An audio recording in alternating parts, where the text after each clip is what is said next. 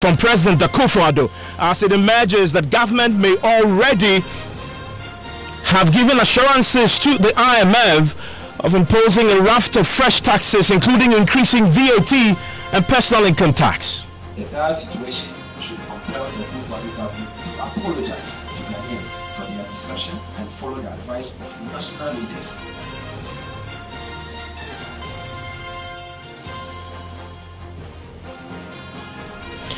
We will interrogate the fresh revelations ahead of the emergency cabinet meeting tomorrow to consider the tax proposals. And Top Story is always brought to you by Bond Savings and Loans. Your success, our passion. Gasem, the nation builder. Vodafone, the future is exciting, ready. And Nationwide Medical Health Insurance, your health care family. It is emerging tonight the government may have already given assurances to the International Monetary Fund to increase key rates of the raft of taxes, including VAT and personal income tax. The April 2018 IMF staff report had proposed what they call a holistic review of the country's tax system, reassessing key rates like the VAT, corporate income tax, excises, and personal income tax. In fact, the IMF acknowledges government's willingness to comply. Well, the NDC minority in Parliament has today served notice they will resist any attempt at increasing, particularly the VAT and the other proposed increases as well in other areas. Now, former Deputy Finance Minister, Kaisa Latifos, addressed a news conference in Parliament. The populist approach to governance by the MPP has caught up with them. In the face of the realities of the poor results of their misguided policies leading to the underperformance of revenue, the government has informed the IMF Board of Directors that they are considering the following tax measures that will be imposed shortly. The first one is an increase in value-added tax, and I expect that people of this country be aware that this government inherited Ghana Infrastructure and Investment Fund. VAT proceeds of about 2.5% of the total VAT is supposed to go into the Ghana Infrastructure and Investment Fund. They have all of a sudden decided that to stop allocating that money to the value added to the Ghana Infrastructure and Investment Fund, and they have allocated it to the budget. So already the argument that they want additional 2.5% VAT to support the budget is flawed. They have taken the Ghana Infrastructure and Investment Fund money already to the budget. Government is putting in place measures to introduce a minimum corporate income tax of 2.5% on turnover for all companies, irrespective of whether they make profit or loss. In essence, this is like the flat rate that imposed a presumptive tax regime designed for small and medium-sized enterprises. Well, they want President Akufo-Addo to apologize for deceiving Ghanaians by, quote, promising heaven and delivering hell. The conduct of the Akufo-Addo government clearly underscores the need to be wary of boastful politicians who tout capacity that they do not possess, promise heaven and deliver hell, and above all, prepared to use the most disingenuous falsehood and roses to capture political power. In them, we are seeing a government that clearly lied to the people and claimed it was going to be able to raise revenue to meet every expenditure without borrowing and affecting traditional expenditures. The dire situation should compel the Akufo-Addo government to apologize to Ghanaians for their deception and follow the advice of national leaders to organize a national forum to find solutions to problems caused by their mismanagement of the economy, leading to misalignment of the budget that has saddled all of us and is going to saddle all of us with more debt going into the future.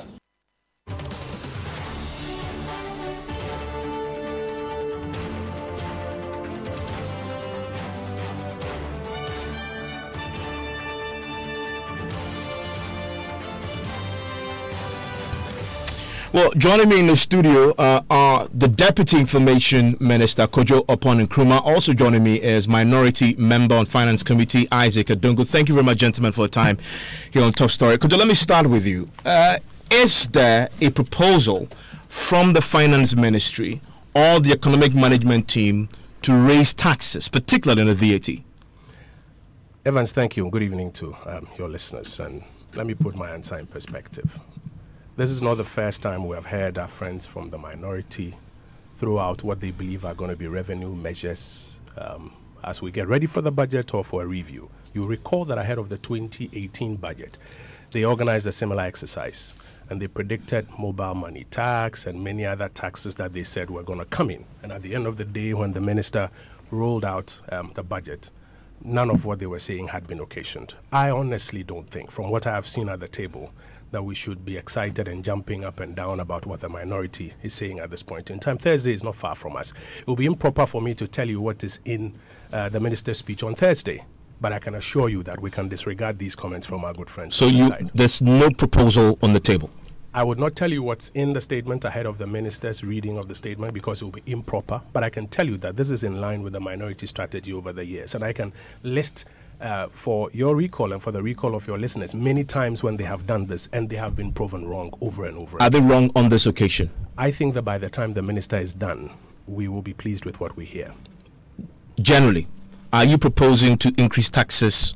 We are proposing a number of measures aimed at ensuring that the government of Ghana gets more revenue to fund what is outstanding of the programs of the Akufo-Addo administration. Does this include increasing taxes? It includes a number of measures that cut across tax compliance, that cut across broadening the base. The minister will speak to the specifics on Thursday. Aside from that, I'm not going to go into any specifics. So the specifics could include an increase in the VAT? The minister will speak to them, and I am confident that will be pleased when he's done. But, you know, just to remind all of us, like I said, this is the same minority that said, among other things, the District Assembly Common Fund was unconstitutional and they were going to go to court and get the Supreme Court to rule on it. They've never done that. They just threw it out there. They said ESLA was going to be a failure. Today we're here. They said the Eurobond was going to be a failure. We're here. They said we're going to miss the 2017 deficit targets. We didn't. There have been countless incidents of this exercise by my very good friends on the other side, and that's why I say we shouldn't be too excited. Mr. Ponkrumah, in April this year, the IMF put out their fifth and sixth review, the staff report, yes, under the IMF Extended Credit Facility. This is what they said after they had met the government, your own people. Yeah. It says comprehensive review of tax rates. Quote, the government should conduct a holistic review of the tax system, reassessing key rates like the VAT, corporate income tax, exercises, and personal income tax. Developing a medium-term revenue strategy to guide short-term revenue measures will be helpful. Now, this is the important part. It says the authorities' plans in this area are encouraging. The IMF says after they met you, they make these proposals. Reassess key rates like VAT, income tax, extra potential income tax. And you told them, you gave them encouraging signs that you will comply. No, that's not what you read. The IMF report says that our plans for improving revenue mobilization are encouraging. Yes, but relax. No, Reassessing, I'm being specific. It's not general about tax, increasing tax revenue. It's very specific about holistic review of the tax system, specifically reassessing key rates. That's the emphasis. Evans, I sit in those meetings. This is not the first time that the IMF has come out saying, we think you should do X. And we have pushed back. And I can give you history. But it says that your plans on this area are encouraging. Yes. But you cannot interpret that to mean that we have committed that we're going to increase VAT. No, but you did not stand up and say no either. No. You gave them encouraging signs that you would reassess the rates. We gave them plans of how we are going to ensure that we make sure we meet the revenue targets, and most importantly, ensure that moving on with the remainder of the Akufo administration, we raise enough revenue to meet our expenditure outlines. And they say that those plans are encouraging to them. Now remember, let me cite you another example. When we last met the IMF and we said we're going to do an ESLA bond, the fund, for example, told us they were of the view that if we did, it ought to be added to our debt stock. We disagreed with them. You recall, it became a big debate. Our friends on the other side said the IMF has even told you don't do it. And we told them, no, we've disagreed with them. And eventually, when they did their classification, they classified it in a middle ground that said that it wasn't addable to the debt stock, but if you chose to add, this is what the other computation will be. So, did you disagree with them when they said you should reassess key rates like VAT? We have been committed to raising more revenues, and I don't honestly see why we want to reduce. If you can give me a direct answer, I'll appreciate it. Did you disagree when they raised the other issues? You were clear. You disagreed. I'm asking a direct question. Did you disagree when they asked you to reassess key rates like VAT, corporate income, and excess and personal income tax? The IMF our plans for ensuring that we meet our revenue targets, and they were pleased with. And I'll give you the facts today. Did you disagree with them? As we speak, for example, if you take our half year, and I've heard people quoting May figures, if you look at our half year revenue numbers, in line with what we explained to the fund, the plans that we outlined to them, we are very close to meeting our targets. Admittedly, we have revenue targets. Yes, admittedly, we have a little gap, but we are optimistic looking at the trajectory that we'll meet them before the year is over. However, it is important that we begin to put in place mechanisms to put a framework in place where we can get a lot more revenue to fund what is outstanding of the administration. Does this include reassessing rates? The minister will answer that on Thursday. I'm not going to. But IMF sat down with the finance minister, proposed this to him. IMF concludes the plans that the finance minister told him after they met were encouraging. Yes, you cannot interpret that to mean that we have agreed to increase. That's why I asked a direct question, because in one breath you mentioned another instance. You said when they pushed that on you, you disagreed. I'm saying on this one, did you disagree or you did not? We gave them a plan that they were pleased with, and that's what they've reported. Mr. Adongo. Yeah, good evening to you and to your listeners, and particularly to my good friend. My good friend has a very difficult job today. He's torn between speaking to the issues and not preempting what the minister will be saying. And so, yes, I can understand that. It's a bit difficult at this point in time to speak to specifics, because then you would have basically spilled out the beans. So I can understand him. But these are not minority figures, and I am very happy and encouraged by the fact that Honorable Opon Nkrumah says that they have June figures, mid-year figures, and for the first time under this government, I'm hoping that we'll be seeing June numbers at the mid-year review and not May numbers. If that happens, I'll be very happy. But the request for waiver under the fifth and sixth review of the IMF, the request for waiver by the government of Ghana, which was approved by the IMF board, were quite clear as to what tax measures the government had proposed to deal with the challenges of revenue mobilization. You do recall that at the budget debate, we had made a point that the IMF had insisted on 4.5% deficit, and that the 3.8% deficit that was submitted was short of 0.7%, and that amounted to something in the region of 1 billion Ghana cedis. And that is the money that they must find at this point in time. What are some of the proposals that were submitted to the IMF board, which were approved by the IMF board? It is to the effect that they will increase the value-added tax to 20%, not even 21.3% as Gabi put out, 20%. It was also agreed that they would introduce a minimum corporate tax of about 2.5% on top line, which technically means that companies, whether they make losses or they make profit, have to pay a minimum set of tax. Now, what that simply means is that a company that is making a loss will still have to go to the bank to borrow to come and pay tax. Technically, that's what it means. And so when you are running and you're making losses, they'll help you to go down further and basically close as fast as possible. That is one of the tax measures that they agreed to the IMF. But I've read the report. I didn't see these detailed specifics as you just put out. These are the measures that were approved by the IMF. And yet they didn't put it in that detailed report. They don't have to. Why? They don't have to, because you see, some of the issues, and if you listen to IMF carefully when IMF put a publication out there in the media, they are very, very calculated in what they say. Okay, one, they want to pin the government down, but they also want the government to have some level of face saving.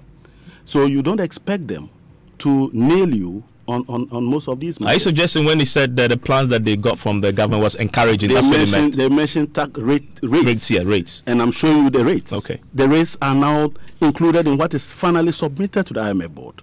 Okay, and those rates are quite clear. If you improve from 17.5% to 20%, that's an adjustment in rate. If you decide to impose a minimum corporate tax, if you add that minimum corporate tax to the existing tax regime of corporate companies, what it simply means is that you are upping the game. You are not reducing the corporate tax from 25% to 20% as we promised, but as a matter of fact, you are now contemplating taxing losses, okay, of companies. That is what technically it means. Okay, and you don't expect that they made it quite clear that luxury cars, and they define luxury cars to be in the region of 3.5% capacity, CC. I saw that, yes. But I didn't see specific and I'm telling tax you, so you rates see, imposed unfortunately, what Kojo would do is to say, and this is the minority, and they said a couple of things in the past, and it didn't happen, and all of that. You see, these are not our documents. These are IMF These are document. documents of government to the IMF. Yeah, they are not our documents. Except that, is not in the document. except that what you say is exactly those specifics you're giving. It's simply not in the document I've read. Yes, what document did you read? The same document you just quoted. The staff report. Yes, the staff report. The fifth and sixth. The fifth and sixth. What is it that was submitted to the IMF board? What did the government of You've Ghana? seen that? Did the government of Ghana submit a request for waiver? Kojo, did you submit a request for waiver? What was included in that request for waiver? Let's try that on the minister, because he says he sat in those meetings. And I'm saying that the minister won't speak to the specifics. Let's try him. He gets beaten by his finance minister for taking the wind out of the sail. Give him the benefit of the doubt. So quite clearly, you are asking the man but this to just... He may surprise you. Just play around. He wouldn't do that. He may surprise you. Listen. He wouldn't do that. This is exactly why I gave you the history of my friends on the other side. And this is not the first time that they have done it. A lot of the things that he's talking about with the greatest of respect to Isaac, he's a good friend of mine.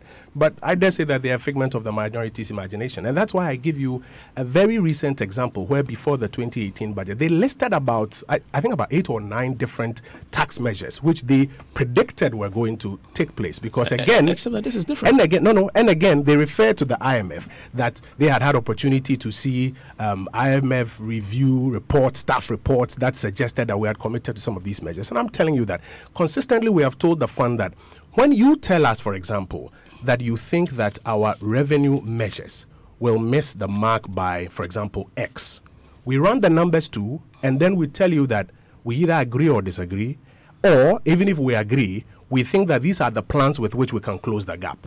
And so these measures, we've heard your recommendations, but these measures are the ones that we need to take. We don't take everything hook, line, and sinker. We don't. We have ways of going through these numbers and discussing with them. And there have been many instances on which we have pushed back, we have disagreed, sometimes we have heard them in good faith, but we have adopted other measures which we believe will work. A lot of the measures he's talking about, you won't find it in any IMF document, but they quote it out there. They throw it out there, therefore, that these are the things. And then they pick on 1 or 2 comments that persons have made and say, that's the evidence, that's the smoking gun. I'm telling you that on Thursday, the minister will be done. You would notice the measures that we put out that are aimed at ensuring that we raise enough revenue for what remains of our agenda. I even heard them earlier today saying that we have missed our revenue targets, and that is why we have to... But you have missed your revenue target. But of course, I started off by telling you that we are a shade behind our target. But let's not pretend this is the first time we're having this conversation. I remember this time last year. This is the same question, the same argument. You've missed your revenue target. How are you going to... And in fact, I remember a debate with Madame Monacote where she said, you are not going to meet the deficit targets because your revenues are not aligned. Did you meet the deficit target? We met the deficit targets. We brought it down from 9% to our But you've target. missed your revenues target this year. But listen, no government raises revenue for raising sake. Let me raise it for a particular objective.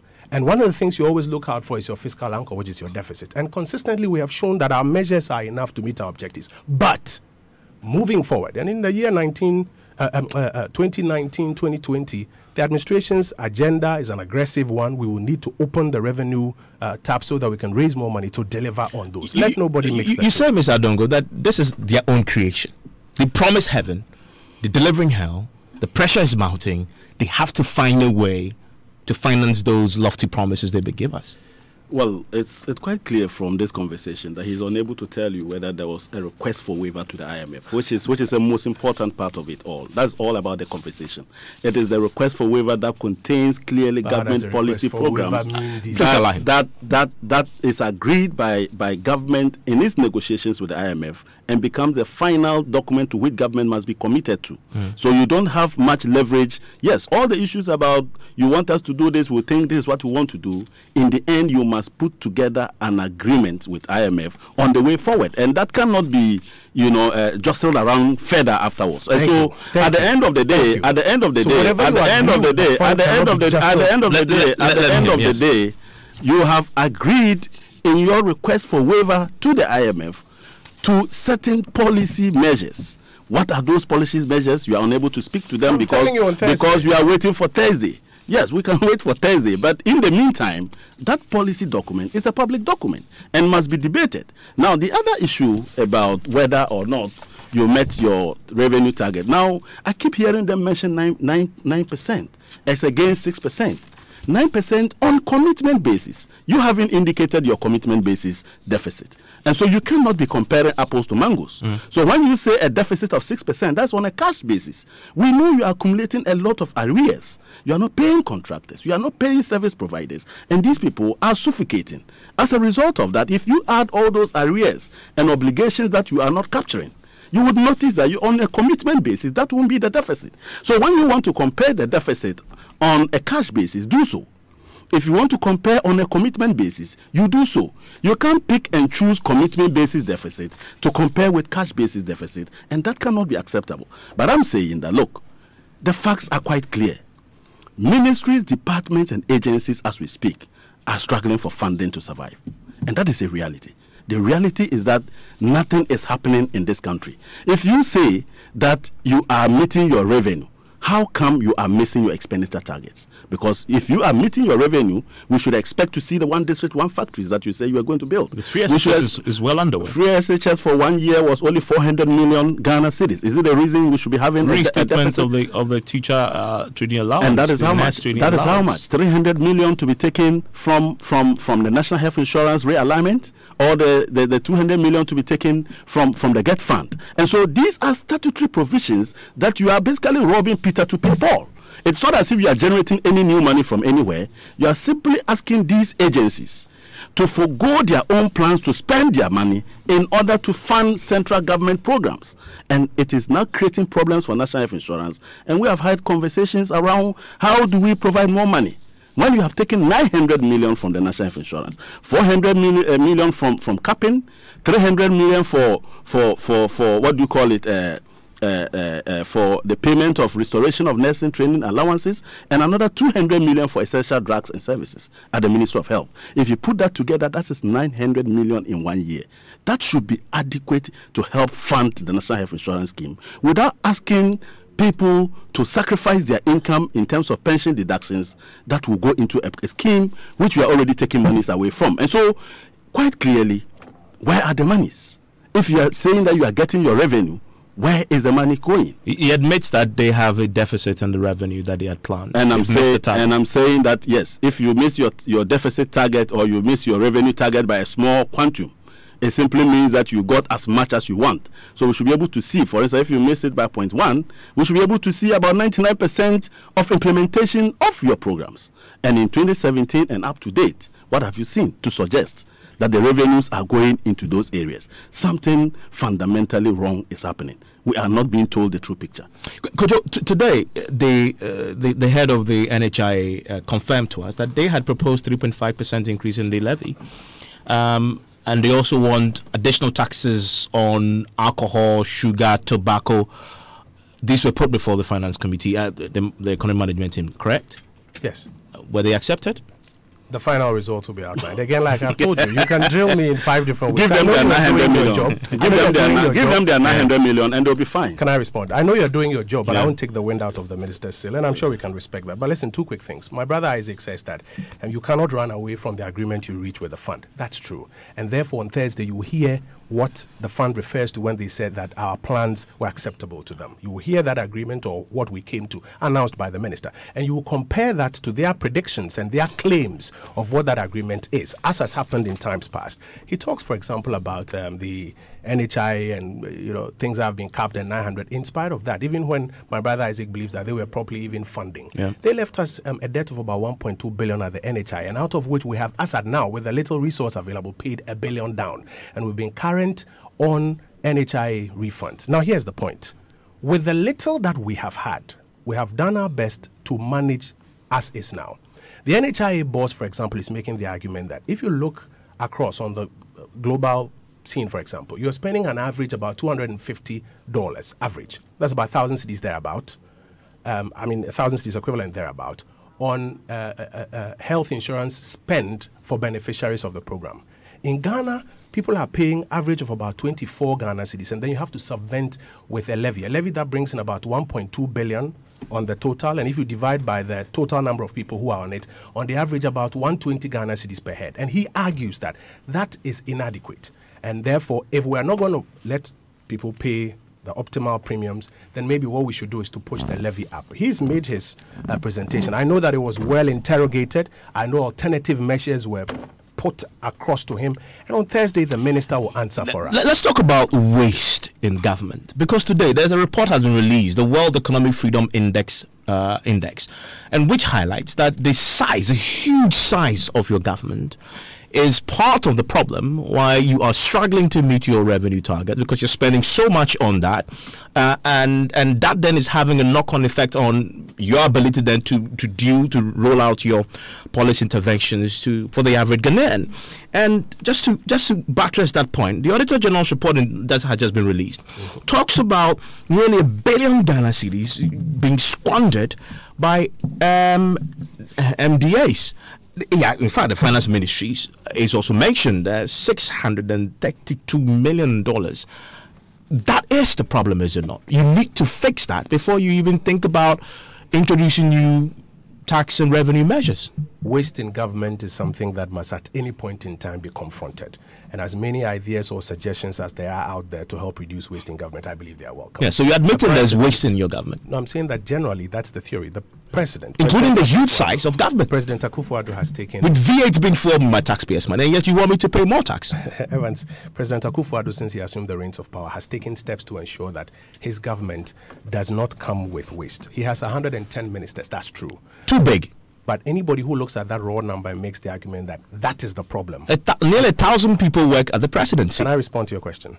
Yes, please. Question? Anybody who looks at the sheer number, 110, and says that by virtue of that, that is the problem, with great respect, is missing it. About 60 of these 110 ministers, like myself, are members of parliament. I don't get an extra salary. I don't get anything extra for working as an MP and as a minister. Indeed, it is, in my case, and for many others, about 60 of us, it is an MP who's been co-opted to do other executive arm duties. So that in itself, even though generally the theory is right to cut down waste in government, is not the problem. The problem is that we need to generally be more efficient in government expenditure. You're not efficient right now. Well, if you look at what has been saved so far across field, you heard the head of the Public Procurement Authority telling you how much has been saved from the PPA. You heard the Auditor General, whose report you just quoted, telling you about 5.4 billion Ghana cedis that has been saved from a review of claims that were made on government. Today, you are reading to me that close to 1 billion Ghana cedis have been flagged in audit issues. Yes. It will go through a process. And in the end, any persons or so who believe that they've been wrongly cited will have an opportunity to have recourse, or any person who has misappropriated funding. There's a Public Financial Management Act that is clear on how those monies can be retrieved. So to reduce the entire gamut of challenges that we have, to say that there are 110 ministers, that's the problem, cut that and you're solved. Yes. I think will be, reducing the issue to at least you admit the main issue. It is part of the problem. The general.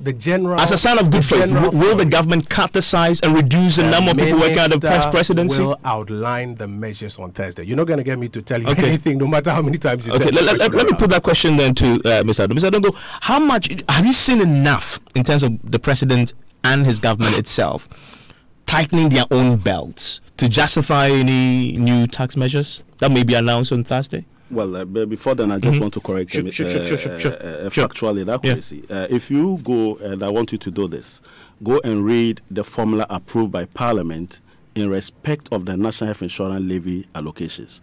And it is quite clearly stated in there that the total liability that was left was 844 million Ghana cedis. It's nowhere near 1.2 billion.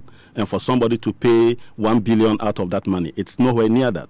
And again, if you look at the 2018 formula that was brought, if you look at the formula that was brought for 2018, clearly you would find that there are two payments that were made in 2017 up to the end of 2017, and cumulatively that worked up to about 470 million Ghana cedis. And so the state has not even paid up to 500 million. And so to say that you have paid 1 billion and all of that, I think we concluded that conversation a couple of days back. Good.